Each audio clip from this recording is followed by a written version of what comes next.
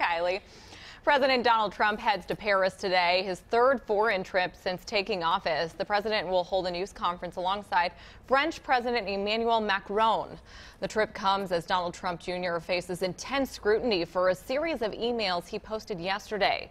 They contain information about his meeting with a Russian lawyer during his father's campaign. In the emails, Trump Jr. accepts what appears to be an offer of help from the Russian government. In an interview on Fox News last night, Trump Jr. said the meeting was a wasted 20 minutes, but he also said in retrospect he would have done things a little differently. Special counsel Robert Mueller now plans to look into the meeting and the emails as part of the overall collusion investigation. President Trump took to Twitter this morning saying, "My son Donald did a good job last night. He was open, transparent, and innocent. This is the greatest witch hunt in political history. Sad." Minnesota Senator Al Franken is already asking for Trump Jr. to testify under oath before the Senate Judiciary Committee. In a statement, Franken said the integrity of our democracy is at stake here. But Minnesota GOP Chair Jennifer Carnahan called Donald Trump Jr.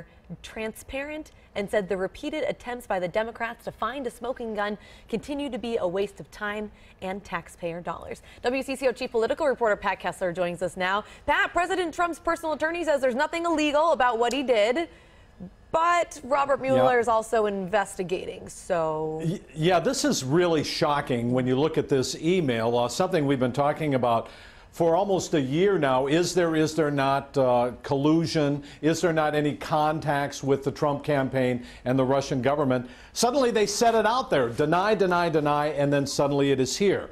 Having said that, we don't know if there's anything illegal here. The attorney for the Trumps might be right.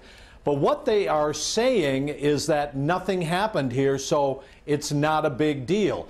It is a big deal because they agreed to accept information, bad information about Hillary Clinton from a foreign government. And we don't know what happened before. We don't know what happened after. That's why Robert Mueller is investigating. But we should point out that collusion itself is not a crime, except in the court of public opinion. Now, Senator Franken and other lawmakers are calling for Trump Jr. to testify under oath. And Franken says the American public deserves answers. What do you think about all this, Pat? Well, yeah, I do think the public deserves answers, but there still is a large portion of the public, Trump supporters, who say it is a witch hunt, as the president said last night. And we've said many times, ask other people about witch hunts in American history. This is a big investigation, but not necessarily a witch hunt, because it might be true. And the public does deserve some answers about this.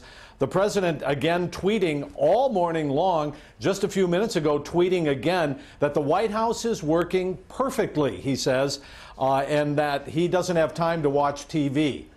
I'm not sure I believe that, but that's the tweets this morning. I feel like he is watching TV a lot of the time. Yeah, we see that from his tweets. Well, he's responding on Twitter to all the stuff on TV, as he did this morning. Well, and it doesn't help. I mean, the White House has been trying to move past this Russia story for months now, and it seems like every time we think they've moved past it, one more thing pops up. And I think the White House is trying to make an important point that we should all pay attention to. There are a lot of important things going on right now, including the health care bill, including what's happening in foreign policy overseas, the president going again to Europe this morning. So there are really important things, and we are spending a lot of time on the Russian investigation.